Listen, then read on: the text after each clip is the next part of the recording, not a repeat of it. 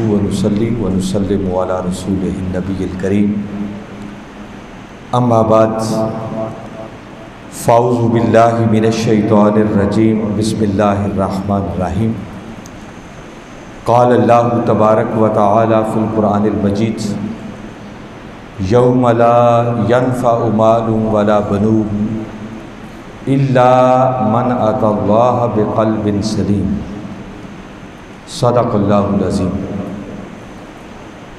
معزز حاضرین و سامعین، اللہ رب العزت کا بے پایاں فضل و احسان ہے کہ جس نے اپنی توفیق خاص اور حضور نبی اکرم صلی اللہ علیہ وآلہ وسلم کے نالین مبارک کے تصدق سے ہمیں ایک مرتبہ پھر اپنی بارگاہ میں حاضر ہونے کی توفیق عطا فرمائے۔ دعا ہے کہ اللہ رب العزت ہماری اس حاضری کو قبول فرمائے۔ ہماری سلسلہ وار گفتگو اس حوالے سے جاری ہے کہ ایک زندگی وہ ہے جو اس دنیا میں ہم مختصراً گزار کے چلے جاتے ہیں، جس کو ہم فزیکل لائف کہتے ہیں، وہ جس کو جتنی بھی نصیب ہو جائے، اور ایک اس فزیکل لائف کے ساتھ ساتھ اسپرچول لائف ہے جس کو روحانی زندگی کہتے ہیں، اور یہ روحانی زندگی اسی خوش نصیب کو میسر آتی ہے جس کو دل زندہ میسر آ جائے، جس کا قلب زندہ ہو جائے، جس کا دل زندہ ہو جائے۔ اور دل زندہ اسی کا ہوتا ہے جس کا تعلق اس مولا کے ساتھ جڑ جاتا ہے، اور جب اس مولا کے ساتھ تعلق قائم ہو جائے تو پھر دل کو نور ملتا ہے، اور اس نور کی وجہ سے وہ دل زندہ ہوتا ہے، اور جب دل زندہ ہو جاتا ہے تو پھر یقیناً جیسے سینے کے اندر ایک پمپ کرنے والا دل موجود ہو، تو جب تک وہ آپ کا دل حرکت کرتا رہتا ہے، آپ کے جسم کو خون پہنچاتا رہتا ہے، تو آپ کے جسم کا ہر عضو کام کرتا ہے۔ آنکھیں دیکھتی ہیں، کان سنتے ہیں، زبان بولتی ہے، ہاتھ پاؤں حرکت کرتے ہیں۔ اسی طرح ایک دل کے پیچھے اور دل بھی ہے، اور جب وہ دل زندہ ہو جائے تو آنکھیں یہی ہوتی ہیں مگر دیکھتی کچھ اور ہیں، کان یہی ہوتے ہیں مگر سنتے کچھ اور ہیں، زبان یہی ہوتی ہے مگر بولتی کچھ اور ہے۔ جس کا دل مردہ ہو جائے اس کی آنکھیں تو ہوتی ہیں، وہ نابینا نہیں ہوتا، بظاہر اس کی آنکھیں کام کر رہی ہوتی ہیں، مگر آنکھیں ہونے کے باوجود بھی اس کو حق دکھائی نہیں دیتا۔ اس کے کان تو ہوتے ہیں مگر کان ہونے کے باوجود بھی اسے حق سنائی نہیں دیتا۔ اس کی زبان ہوتی ہے، وہ باتیں کرتا ہے، مگر بولنے کے باوجود بھی اسے حق کہنے کی توفیق نہیں ہوتی۔ اور جب دل زندہ ہو جاتا ہے تو آنکھیں بھی وہی ہوتی ہیں، کان بھی وہی ہوتے ہیں، زبان بھی وہی ہوتی ہے، بقیہ اعضاء بھی وہی ہوتے ہیں، مگر ان کو پھر وہ کچھ دکھائی اور سنائی دیتا ہے جو پہلے عام حالات میں دکھائی اور سنائی نہیں دیتا، کیونکہ اس کے پیچھے اسے دل زندہ میسر آ جاتا ہے۔ اور جب پھر وہ بندہ سنتا ہے، دیکھتا ہے، بولتا ہے، اس کو اس دیکھنے اور سننے کی وجہ سے پھر کسی کی معرفت نصیب ہوتی ہے، کسی کی پہچان نصیب ہوتی ہے۔ اور جب وہی دل، وہی کان، وہی آنکھیں سوچتے ہیں، سنتے ہیں، دیکھتے ہیں، تو یہ جو سننے اور دیکھنے کا عمل ہے اسی کو در حقیقت معرفت کہا جاتا ہے۔ ہم بسا اوقات سوچتے ہیں نا کہ معرفت کیا ہوتی ہے، بس معرفت یہی ہے کہ جب دل زندہ ہو جائے تو پھر آنکھیں وہ کچھ دیکھتی ہیں جو عام حالات میں دکھائی نہیں دیتا ہے، کان وہ کچھ سنتے ہیں جو عام حالات میں سنائی نہیں دیتا ہے، دل وہ کچھ سوچتا ہے جو عام حالات میں خالی پمپ کرنے والا دل نہیں سوچتا ہے۔ اور جن کا دل مردہ ہو جائے ان کے پھر یہ اعضاء کام نہیں کر رہے ہوتے، اس لیے نابینا ہو کر بھی، بینا ہو کر بھی وہ حقیقت میں اندھے ہوتے ہیں، کان رکھنے کے باوجود بھی وہ بہرے ہوتے ہیں، زبانیں ہونے کے باوجود بھی وہ گنگے ہوتے ہیں۔ اور ایسے ہی لوگوں کے بارے میں قرآن پاک کے اندر باری تعالیٰ نے مختلف مقامات پر جو بات کی، جن کو میں نے پچھلی نشستوں کے اندر ڈسکس کیا ہے، آج پھر صرف آپ کو لنک کرنے کے لیے بتا رہا ہوں کہ جیسے سورہ اعراف قرآن پاک کی 7ویں سورت ہے، اور اس 7ویں صورت میں باری تعالیٰ نے فرمایا وَلَقَدْ زَرَعْنَا لِجَهَنَّمَ كَثِيرًا مِنَ الْجِنِّ وَالْإِنسِ، فرمایا ہم نے کثیر تعداد میں جنوں اور انسانوں میں سے جہنم کی آگ کے لیے تیار کر رکھی۔ اور یہ کون ہے؟ لَهُمْ قُلُوبٌ لَا يَفْقَهُونَ بِهَا، فرمایا جن کے دل ہیں مگر وہ ان دلوں سے سوچتے کوئی نہیں۔ وَلَهُمْ أَعْيُنٌ، جن کی آنکھیں ہیں، لَا يُبْصِرُونَ بِهَا، مگر ان آنکھوں سے دیکھتے کوئی نہیں۔ وَلَهُمْ آذَانٌ، فرمایا ان کے کان ہیں، لا يسمعون بها، مگر ان کانوں سے سنتے کوئی نہیں ہے۔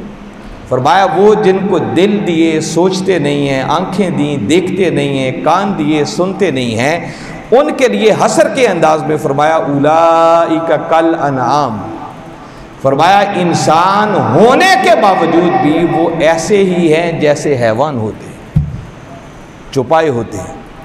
اور خالی حیوان ہی نہیں، فرمایا بل ہم اضل، بلکہ یہ حیوانوں سے بھی بدتر ہے، کہ آنکھیں ہونے کے باوجود ان کو حق دکھائی نہیں دیتا، کان ہونے کے باوجود انہیں حق سنائی نہیں دیتا، زبان ہونے کے باوجود حق کہنے کی توفیق نہیں ہے، دل سوچتے نہیں ہیں، رب کی معرفت نہیں ہے، تو فرمایا وہ انسان کیا ہے؟ وہ حیوان ہیں، اور بعض حیوان ہی نہیں بلکہ حیوانوں سے بھی بدتر ہیں۔ اور ایسے ہی لوگوں کے بارے میں فرمایا اولئک ھم الغافلون، فرمایا حقیقت میں یہی وہ لوگ ہیں جو غافل ہیں، اپنے رب کو بھولے ہوئے۔ تو پتہ یہ چلا کہ اگر دل مردہ ہو تو پھر اعضاء کام نہیں کرتے، اور اگر دل زندہ ہو جائے تو پھر آنکھیں دیکھتی بھی ہیں، کان سنتے بھی ہیں، زبان بولتی بھی ہے، دل سوچتا بھی ہے، اور اسی کو معرفت کہا جاتا ہے۔ سورہ حج قرآن پاک کا 22واں سورہ ہے۔ باری تعالیٰ نے مزید وضاحت کے ساتھ اسی بات کا ذکر کیا، اور یہاں تو باری تعالیٰ نے کتنی کیٹاگوریکل بات کرتی، فرمایا فَإِنَّهَا لَا تَعْمَى الْأَبْصَارُ، فرمایا لوگوں سن لو، یہ آنکھیں اندھی نہیں ہوتی، آنکھیں بینا ہوتی ہیں، آنکھیں دیکھ رہی ہوتی ہیں، تو ہوتا کیا ہے؟ فرمایا وَلَٰكِن تَعْمَى الْقُلُوبُ، حقیقت میں دل اندھے ہو جاتے ہیں۔ جب دل مردہ ہو جائے گا تو پھر بظاہر آنکھیں بینا ہونے کے باوجود بھی ان کو نظر کچھ نہیں آتا، چونکہ پیچھے دل مردہ ہو چکا ہے۔ کون سے دل اندھے ہو جاتے ہیں؟ اللاتی فی الصدور، وہ دل جو تمہارے سینوں کے اندر ہے۔ باری تعالیٰ نے کتنی کیٹاگوریکل بات کر دی کہ دل زندہ بھی ہوتے ہیں، دل مردہ بھی ہوتے ہیں۔ تو جب دل زندہ ہو جائے تو فرمایا پھر آنکھیں دیکھتی ہیں، وہ روٹین والا نہیں دیکھتی جو ہم دیکھتی ہیں، پھر وہ آنکھیں کچھ اور تکتی، وہ آنکھیں کچھ اور تکتی۔ تو میں آپ کو بتا یہ رہا تھا، جو پچھلی نشستوں میں ہم نے بات کی تھی، اگر اس کو سامنے رکھیں تو میں نے دل کی 3 کیٹاگوریز آپ کے سامنے رکھی تھی، کہ کچھ دل وہ ہیں جو مردہ ہوتے ہیں، کچھ دل وہ ہیں جو زندہ ہوتے ہیں، اور کچھ دل وہ ہیں جن کو بیمار دل کہتے ہیں، قلب مریض، بیمار دل، مریض دل۔ ہمارا موضوع چونکہ دل زندہ ہے، القلب الحی، زندہ دل کون سا ہوتا ہے؟ تو یاد رکھیں زندہ دل کے پھر 3 درجے عرفاء نے بیان کیے ہیں، جن میں سے سب سے پہلا درجہ جو دل زندہ کا ہے اس کو کہتے ہیں قلب سلیم۔ بولیے کیا کہتے ہیں؟ سلامتی والا دل۔ اب قرآن پاک میں باری تعالیٰ نے اس کا ذکر کیسے کیا؟ یہ سورہ شعراء قرآن پاک کا 26واں سورہ ہے، اور اس کی آیت نمبر 88 اور آیت نمبر 89، یہ دونوں میں تلاوت کر رہا ہوں۔ باری تعالیٰ نے اس مقام پر ارشاد فرمایا یوم لا ينفع مال ولا بنون، فرمایا جب قیامت کا دن آئے گا، اس قیامت والے دن نہ مال فائدہ دے گا نہ بیٹے فائدہ دیں گے۔ یہ ایک حقیقت ہے جس کا اعلان قرآن کر رہا ہے۔ فرمایا یوم، وہ دن، کون سا دن؟ جو قیامت کا دن ہے، لا ینفع، اس دن نفع نہیں دیں گے، مال ولا بنون، اور نہ بیٹے۔ مال سے مراد کون سا مال ہے؟ جو آپ نے کمایا اور کما کر اسی دنیا میں چھوڑ گئے، فرمایا جب آنکھیں بند ہو جائے گی، موت کا وقت آ جائے گا، تو جو کمایا ہوگا اس دنیا میں رہ جائے گا۔ بندے یاد رکھ لے، پھر وہ تیرا نہیں ہے بلکہ اس کے وارث پھر تیرے پچھلے بن جائیں گے۔ اور اگر تو چاہے کہ جو مال چھوڑ کر گیا ہے وہ مال تمہیں قیامت والے دن کوئی نفع دے، تو وہ مال تمہیں کوئی نفع نہیں دے سکے گا۔ بس مال نفع وہی دے گا جو اس دنیا میں اپنے ہاتھوں سے اللہ کی راہ میں خرچ کر جائے گا۔ فرمایا بقیہ مال تجھے کوئی نفع نہیں دے گا۔ وہ قیامت کا دن جس دن کوئی مال نفع نہیں دے گا جس کو چھوڑ چکا ہوگا، فرمایا اس کے مالک کا پچھلے بن جائیں گے، اب وہ تیرا نہیں رہے گا، وہ کوئی فائدہ نہیں دے گا۔ ولا بنون، اور فرمایا نہ ہی بیٹے فائدہ دیں گے۔ ذکر بیٹے کا کیا ہے مگر استعارتاً بیٹے کا لفظ استعمال کیا ہے، حقیقت میں مراد ہے کہ کوئی رشتہ دار بھی کام نہیں آئے گا۔ نہ بیٹے کام آئیں گے، نہ بیٹیاں کام آئیں گی، نہ والدین کام آئیں گی، نہ ازواج کام آئیں گے، نہ بھائی کام آئیں گے، نہ کوئی رشتہ دار کام آئیں گے۔ تاہم فرمایا اس دن بیٹے بھی کام نہیں آئیں گے مگر وہ بیٹے جن کی تربیت آپ صحیح نہج پر اس دنیا میں کر گئے ہوں گے، جن اولادوں کو آپ نے صحیح معنوں میں دین کی راہ پر چلا دیا ہوگا، تو وہ تو جب تک اس دنیا میں بھی ہوں گے تو تب تک بھی جب تک اولاد نیک کام کرتی ہے والدین کو اس کا ثواب ملتا ہی رہتا ہے، کیونکہ نیک اولاد وہ بھی صدقہ جاریہ ہے۔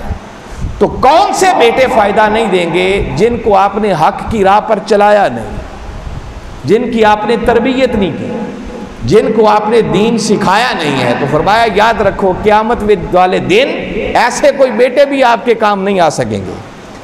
آگے باری تعالیٰ نے ساتھ ہی اگلی آیت میں فرمایا اِلَّا مَنْ أَتَى اللَّهَ بِقَلْبٍ سَلِيمٍ، فرمایا وہ قیامت کا دن جس دن نہ مال فائدہ دے گا نہ بیٹے فائدہ دیں گے، فرمایا اسی قیامت کے دن وہ شخص تمہیں فائدہ پہنچا رہا ہوگا جو قلب سلیم کے ساتھ اللہ کی بارگاہ میں حاضر ہوگا۔ اِلَّا مَنْ أَتَى اللَّهَ بِقَلْبٍ سلیم، من سے مراد بندہ ہے، فرمایا مگر وہ بندہ تجھے فائدہ دے گا۔ کون؟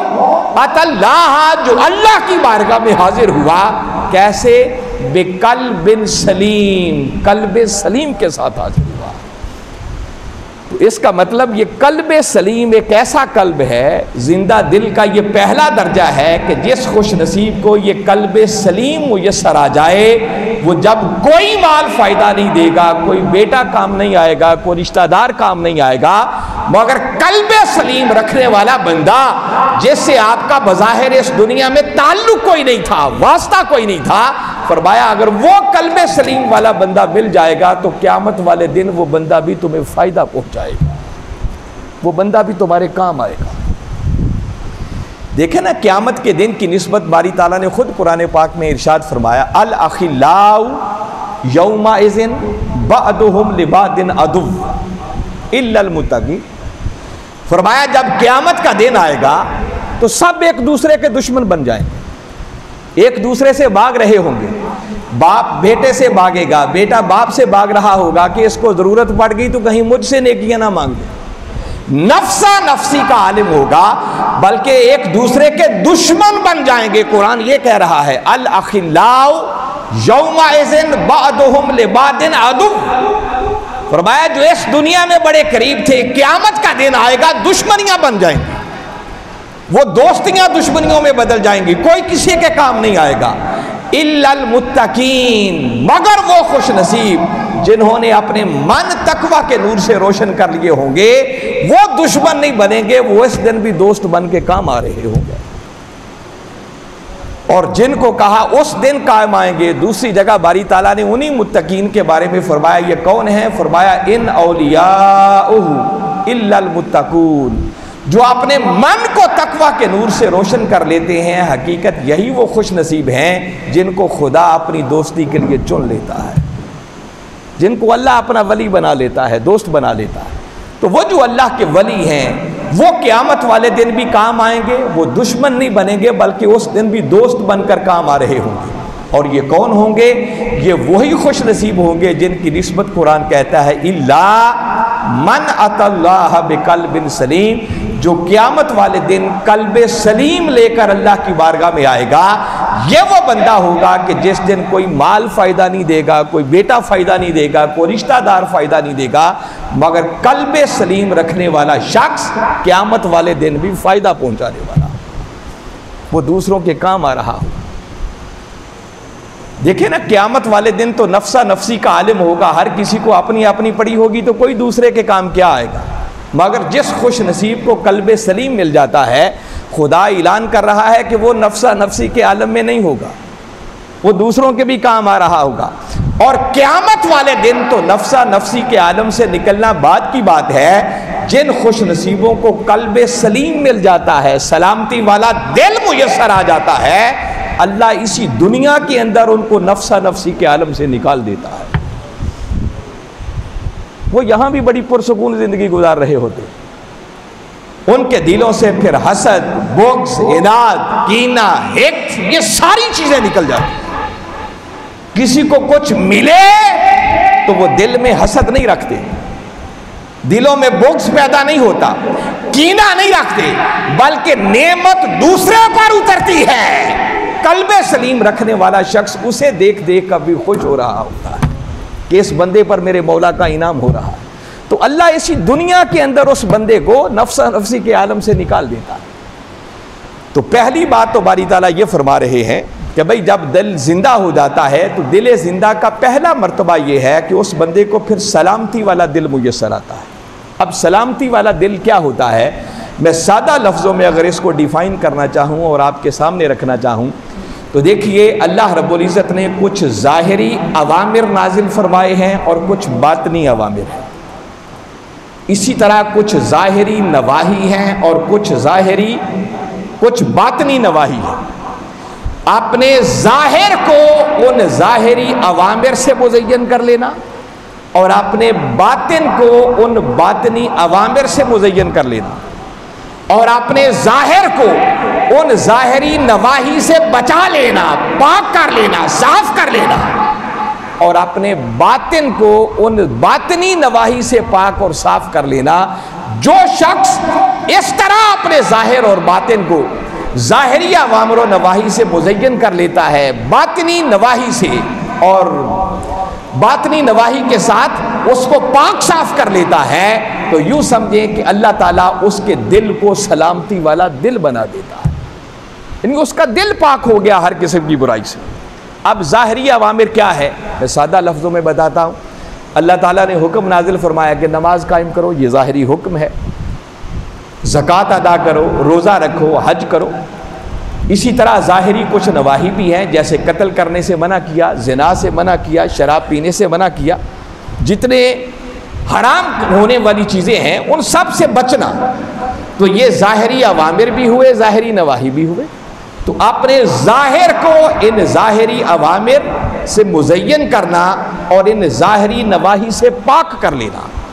اللہ نے جو کرنے کا ظاہری طور پر حکم دیا ہے وہ کرنا، اور جن جن باتوں سے منع کیا ہے ان سے رک جانا، یہ تو ظاہر کو ایسا بنائیں۔ اور پھر اسی طرح اس کے ساتھ ساتھ اپنے باطن کو باطنی اوامر سے مزین کرنا۔ اب باطنی اوامر کیا ہیں؟ احکامات باطنی بھی ہیں، جیسے صدق ہے، اخلاص ہے، رضا ہے، خشوع ہے، خضوع ہے، صبر ہے، شکر ہے، خوف ہے، رجا ہے۔ یہ وہ سارے اوامر ہیں جو باطنی اوامر کہلاتے ہیں، اور اپنے باطن کو، اپنے من کو ان باطنی اوامر سے مزین کرنا۔ اسی طرح کچھ باطنی نواہی بھی ہیں، جیسے میں نے بتایا بغض ہے، کینہ ہے، ریا ہے، حسد ہے، اس طرح کی جتنی بیماریاں ہیں ان باطنی نواہی سے جن سے اللہ نے منع کر رکھا ہے، ان باطنی نواہی سے اپنے دل کو پاک کر لینا۔ بس جس نے باطنی اوامر سے دل کو مزین کر لیا اور باطنی نواہی سے اپنے دل کو پاک کر لیا، سمجھو کہ اللہ نے اس دل کو زندگی عطا کر دی اور وہ دل زندہ بن جاتا ہے، وہ دل سلامتی والا دل بن جاتا ہے۔ اسی دل کو قلب سلیم کہا جاتا ہے۔ اب یہ جو میں نے ظاہری اور باطنی بتائے، اسی سفر کو طے کرنے کے لیے باری تعالیٰ نے ہمیں 3 راستے عطا کیے۔ معروف حدیث مبارکہ ہے جو آپ نے اکثر سنی ہوگی، اور اس کو حدیث جبریل کہتے ہیں، کہ تاجدار کائنات صلی اللہ علیہ وسلم جلوہ افروز ہیں، صحابہ کرام آپ کی مجلس میں بیٹھے ہوئے ہیں، کہ ایسے میں ایک شخص جس نے نہایت سفید لباس پہنا ہوا تھا، مگر صحابہ کرام میں سے اسے کوئی بھی جانتا نہیں تھا، پہچانتا نہیں تھا، لگتا تھا کہ کوئی دور دراز غیر علاقے سے سفر کر کے یہ شخص آیا ہے، صحابہ کرام پہلی بار اسے دیکھ رہے تھے، مگر اس کے چہرے پر کوئی سفر کے آثار بھی دکھائی نہیں دیتے تھے، بڑا تر و تازہ فریش چہرہ تھا۔ وہ آیا اور تاجدار کائنات صلی اللہ علیہ وسلم کے گھٹنوں کے سامنے گھٹنے ٹیک کر بیٹھ گیا، اور آ کر بارگاہ رسالت میں اس نے کچھ سوال کیے۔ پہلا سوال کیا، اخبرنی عن الایمان یا رسول اللہ صلی اللہ علیہ وسلم، آقا ذرا ارشاد فرمائیں ایمان کسے کہتے ہیں؟ میرے آقا نے اس کے جواب میں ایمان کی جتنی جزیات ہیں وہ ساری ارشاد فرما دی، کہ ایمان یہ ہے کہ اللہ کو ایک مانے، اس کے رسولوں پر ایمان لائے، اس کی کتابوں پر ایمان لائے، مرنے کے بعد دوبارہ جی اٹھنے پر ایمان لائے، ہر اچھی بری تقدیر اللہ ہی کی طرف سے اس بات پر ایمان لائے۔ یہ اس نے جواب سنا اور آگے سے کہا کہ یا رسول اللہ آپ نے سچ فرمایا، تصدیق کی۔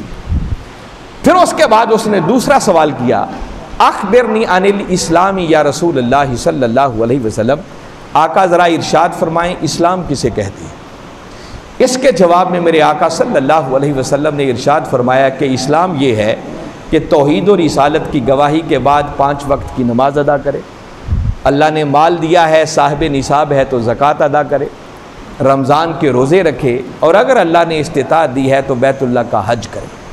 یہ اسلام کے جواب میں میرے آقا نے اعمال ذکر کر دیے۔ اس نے پھر سن کر کہا کہ یا رسول اللہ صلی اللہ علیہ وسلم آپ نے سچ فرمایا۔ پھر اس کے بعد اس نے تیسرا سوال کیا، اخبرنی عن الاحسان یا رسول اللہ صلی اللہ علیہ وسلم، آقا اب ذرا ارشاد فرمائیے احسان کسے کہتے ہیں؟ اس کے جواب میں میرے آقا صلی اللہ علیہ وسلم نے فرمایا الاحسان ان تعبد اللہ کأنک تراہ فإن لم تکن تراہ فإنہ یراک۔ فرمایا بندے احسان یہ ہے کہ جب تو عبادت کے لیے اپنے مولا کے حضور حاضر ہو تو تیری کیفیت یہ ہونی چاہیے کہ جیسے اس کے حسن مطلق کو تو اپنی آنکھوں سے تک رہا ہے۔ ان تعبد اللہ کأنک تراہ، تو یہ حال نصیب ہو جائے، یہ کیفیت نصیب ہو جائے کہ ادھر اللہ کے حضور حاضر ہو، پردے اٹھ جائیں اور اس کے حسن مطلق کے جلوے تیری آنکھوں کے سامنے ہو جائے۔ اور ساتھ آگے فرمایا فَإِن لَمْ تَكُنْ تَرَاهُ، پس بندے اگر تو اسے نہ دیکھ سکے، فَإِنَّهُ يَرَاكَ، تو کم سے کم تیرا یہ حال ضرور ہونا چاہیے کہ پھر تیرا رب تجھے دیکھ رہا ہے۔ صحابہ کرام رضوان اللہ علیہم مجمعین کہتے ہیں کہ ہمیں بڑا تعجب ہوا کہ یہ عجیب ایک سائل سوال کرنے والا تھا، جو سوال بھی پوچھتا تھا اور آقا کا جواب سن کر پھر اس کی خود تصدیق بھی کرتا تھا کہ آقا آپ نے سچ فرمایا۔ کہتے جب وہ سوال کر کے کچھ اور سوال بھی اس نے آگے کیے، تو اس کے بعد جب وہ چلا گیا تو میرے آقا صلی اللہ علیہ وسلم نے صحابہ کرام سے پوچھا کہ کیا تم جانتے تھے یہ کون تھا؟ تو صحابہ کے نام عرض کی کہ آقا ہم میں سے کوئی بھی اسے جانتا نہیں تھا کہ یہ کون شخص ہے، کوئی اجنبی شخص لگ رہا تھا۔ فرمایا یہ جبریل امین علیہ السلام تھے جو انسانی شکل میں آئے اور آ کر مجھ سے سوال اس لیے کیے کہ وہ سوال کریں میں جواب دوں، اور تمہیں وہ تمہارا دین سکھانے کے لیے آئے تھے۔ اب یہ جو بالخصوص 3 چیزیں، 3 سوال جبریل امین علیہ السلام نے کیے، اس کا مطلب کہ ایمان بھی دین کا حصہ ہے، اسلام بھی دین کا حصہ ہے، اور احسان بھی دین کا حصہ ہے۔ وہ جو ظاہری اوامر اور ظاہری نواہی ہیں جن کا میں پہلے تفصیل سے ذکر کر چکا ہوں، ان کو کیسے اپنانا ہے، اپنے آپ کو ان سے کیسے پاک اور صاف کرنا ہے، وہ جو راستہ ہے جس پر چلنے سے یہ سب کچھ پتہ چلتا ہے اسے اسلام کہتے ہیں۔ اور یہ جو باطنی اوامر ہیں، باطنی نواہی ہیں، باطنی اوامر میں نے بتایا جیسے اخلاص ہے، جیسے صدق ہے، جیسے رضا ہے، خشوع ہے، خضوع ہے، صبر ہے، شکر ہے، یہ سارے جو باطنی اوامر ہیں ان سے دل کو کیسے مزین کرنا ہے، اور باطنی نواہی جس میں بغض آ جاتا ہے، کینہ آ جاتا ہے، حقد آ جاتا ہے، ناشکری آ جاتی ہے، دوسروں کے ساتھ حسد ہے، یہ سارے جو باطنی نواہی ہیں ان سے دل کو صاف کیسے کرنا ہے، وہ راستہ، وہ علم، وہ سبق جو یہ سکھاتا ہے کہ دل کو ان باطنی نواہی سے پاک کیسے کرنا ہے اور دل کو ان باطنی اوامر سے مزین کیسے کرنا ہے، اس علم کو در حقیقت تصوف کہا جاتا ہے، اور اسی کا دوسرا نام ہے احسان، جس کے بارے میں جبریل امین علیہ السلام نے سوال کیا تھا، اخبرنی عن الاحسان یا رسول اللہ صلی اللہ علیہ وسلم، آقا ذرا ارشاد فرمائیں احسان کسے کہتے ہیں؟ جس کے جواب میں آقا نے فرمایا کہ بندے احسان یہ ہے کہ جب تو اپنے مولا کے حضور عبادت کے لیے حاضر ہو تو تیری کیفیت یہ ہو جیسے اس کے حسن مطلق کو اپنی آنکھوں سے تک رہا ہے، اور اگر تو اسے نہ دیکھ سکے تو کم سے کم یہ یقین ضرور ہونا چاہیے کہ پھر تیرا رب تجھے دیکھ رہا ہے۔ مگر یہ حال کیسے نصیب ہو کہ بندہ مولا کے حضور ہو اور پردے اٹھ جائیں اور اس کو تکنا شروع کر دے اور اس کے حسن مطلق کے جلوے آنکھوں کے سامنے آ جائیں؟ تو عرفاء نے اسی حدیث مبارکہ کے اندر سے وہ سبق نکال کر دیا، فرمایا یہ جو اگلا حصہ ہے جس میں آقا صلی اللہ علیہ وسلم نے ارشاد فرمایا فَإِن لَمْ تَكُنْ تَرَاهُ فَإِنَّهُ يَرَاكَ، کہ بندے اگر تو اسے نہ دیکھ سکے تو پھر یہ یقین ضرور ہونا چاہیے کہ تیرا رب تجھے دیکھ رہا ہے۔ مگر یہ جو خاص کلمات استعمال ہوئے ہیں نا، فَإِن لَمْ تَكُنْ تَرَاهُ، ایک طریقہ یہ ہے کہ یوں عبارت پڑھیں اور یہاں سٹاپ کریں، تو اس کا مطلب یہ ہے کہ اگر تو اسے نہ دیکھ سکے، یہ عالمانہ ترجمہ ہے، مگر عرفاء اس کا ترجمہ یہ کرتے ہیں کہ اس کو یوں پورا پڑھنے کی بجائے اس حصے کو بھی دو حصوں میں بریک کیا جائے اور یوں پڑھا جائے فَإِن لَمْ تَكُنْ، تو اب معنی بدل جائے گا۔ اب اس کا معنی یہ ہے کہ آقا فرما رہے ہیں کہ بندے اگر چاہتا ہے کہ اس مولا کے حسن مطلق کے جلوے میسر آ جائیں، وہ مولا مل جائے، اس سے مثال نصیب ہو جائے، تو کیسے ہوگا؟ فرمایا فَإِن لَمْ تَكُنْ، پس بندے اگر تو نہ رہے، اگر خود کو ختم کر دے، اپنی میں کے بت کو پاش پاش کر دے، تو فرمایا تراہو، بندے بس خود کو فنا کی وادی سے گزارنے کی دیر ہے، بس جیسے خود کو فنا کرے گا خود کو مٹا دے گا، تراہو اس کے حسن مطلق کے جلووں کو پا لے گا، تو اسے دیکھ لے گا۔ جس کا مطلب کہ جب تک بندہ اپنی خواہشات کو ختم نہیں کرتا، اپنی میں کو نہیں مارتا، اپنی میں کی نفی نہیں کرتا، خود اپنے وجود کو نہیں مٹاتا، اپنے نفس کو نہیں مارتا ہے، تب تک مولا سے تعلق قائم نہیں ہو سکتا، اور جب تک مولا سے تعلق قائم نہیں ہوگا تب تک دل زندہ نہیں بن سکتا ہے، اور جب تک دل زندہ نہیں ہوگا دل کو نور میسر نہیں آئے گا، اور جب تک نور میسر نہیں آئے گا آپ کو اسپرچول لائف کا کیف مل ہی نہیں سکتا۔ آج جس بات پر میں ختم کر رہا ہوں اپنی گفتگو کو، یہ حدیث قدسی ہے، اللہ رب العزت نے خود بندے سے مخاطب ہو کر یہ بات کی ہے۔ اینڈ یہاں پر کرتا ہوں، جو میں نے جتنی گفتگو کی ہے اس کا نچوڑ اس حدیث قدسی میں دے رہا ہوں۔ باری تعالیٰ بندے سے فرما رہے ہیں اذا طلبنی عبدی، فرمایا جب میرا بندہ مجھے طلب کرتا ہے، میری طلب میں نکل پڑتا ہے، مجھے مان کر میری تلاش میں نکلتا ہے، تو فرمایا وجدنی، پھر میرا بندہ مجھے پا لیتا ہے۔ اور آگے فرمایا اذا وجدنی عرفنی، جب میرا بندہ مجھے پا لیتا ہے تو اسے میری معرفت مل جاتی ہے، وہ مجھے پہچان لیتا ہے۔ آگے فرمایا اذا عرفنی احبنی، جب میرا بندہ مجھے پہچان لیتا ہے تو پھر میرا بندہ مجھ سے محبت کرتا ہے۔ آگے فرمایا اذا احبنی عشقنی، جب میرا بندہ مجھ سے محبت کرتا ہے تو پھر وہ مجھ سے عشق کرنے لگتا ہے، پھر وہ میرا عاشق بن جاتا ہے۔ اور آگے فرمایا اذا عشقنی، جب وہ میرا عاشق بن جاتا ہے تو فرمایا فقتلتہ، پھر میں اسے قتل کر دیتا ہوں، پھر میں اسے شہید کر دیتا ہوں، اس کی میں کے ٹکڑے ٹکڑے کر دیتا ہوں، میں کے بت کو پاش پاش کر دیتا ہوں، اس کے نفس کو مار دیا جاتا ہے۔ فرمایا اسے قتل کر دیتا ہوں، شہید کر دیتا ہوں. اور فرمایا اذا قتلتہ، جب میں اسے قتل کر دیتا ہوں تو پھر میں اسے دیت عطا کرتا ہوں. قاتل دیت عطا کرتا ہے نا اگر کسی کو قتل کر دے. اور پھر آگے باری تعالیٰ نے فرمایا وَأَنَا دِيَّتُهُ، جب میں قتل کر کے اسے دیت دینا چاہتا ہوں تو میں خدا خود اس کی دیت بن جاتا ہوں. پھر جب مولا سے تعلق جڑ جاتا ہے تو پھر دل بھی زندہ ہوتا ہے، دل کو نور بھی ملتا ہے، اور پھر ایسا ایسا نور ملتا ہے جو اپنے لیے ہی کافی نہیں ہوتا بلکہ باقی مردہ دلوں کو بھی زندگی عطا کر رہا ہوں. تو یہ ایک الگ دنیا ہے. انشاءاللہ آپ جس مرکز پر آتے ہیں آپ کو معلوم ہونا چاہیے کہ یہ ایسی جگہ ہے جہاں وقت کے مجدد اور حضور شیخ الاسلام پروفیسر ڈاکٹر محمد طاہر القادری مدظ اللہ العالی کے قدم لگے ہوئے.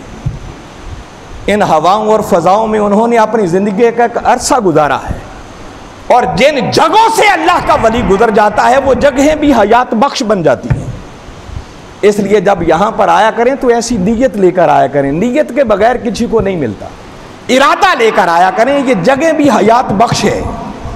حضرت خضر علیہ السلام جہاں رہتے تھے اگر وہاں مردہ مچھلی زندہ ہو کر پانی میں جا سکتی ہے، موت زندگی سے بدل سکتی ہے، تو اس چشمہ فیض سے آ کر ہمیں ایسی روحانی غذا کیوں نہیں مل سکتی کہ ہمارے مردہ دلوں کو پھر سے زندگی مل جائے. مگر کاش کوئی ایسا ارادہ لے کر تو آئے، کوئی ایسی خواہش لے کر تو آئے، کوئی ایسی تمنا لے کر تو آئے. تو یہ ایک ایسا میخانہ ہے کہ جہاں سے دلوں کو زندگی نصیب ہوتی. آپ آئیں، حضور شیخ الاسلام کو باقاعدگی سے سننے کا عمل اپنائیں. ان کے خطابات آپ کو نیٹ پر اویلیبل ہے، سوشل میڈیا پر اویلیبل ہے، سنیں، باقاعدگی سے سنیں. میرا ایمان ہے کہ انشاءاللہ مردہ دلوں کو زندگی ملے گی، اور جب دل زندہ ہو جائیں گے تو زندگی گزارنے کا مزہ ہی کچھ اور ہوگا. اللہ کی بارگاہ میں دعا ہے کہ میں نے جو کچھ کہا سمجھ کر ایمان لانے کی اور اس کے مطابق عمل کر کے اپنے دلوں کو زندہ کر کے یہ دنیا اور آخرت کی دنیا کو کامیاب بنانے کی توفیق عطا فرمائے. وما علینا الا البلاغ.